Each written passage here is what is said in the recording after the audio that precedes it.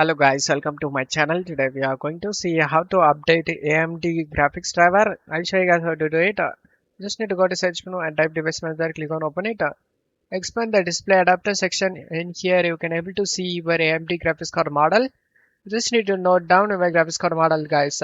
And then you just need to check my video description for this download link.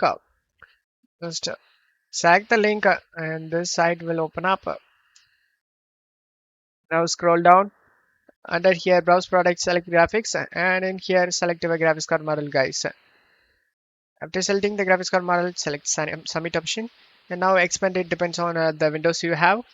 And now you just need to select the download option next to recommended.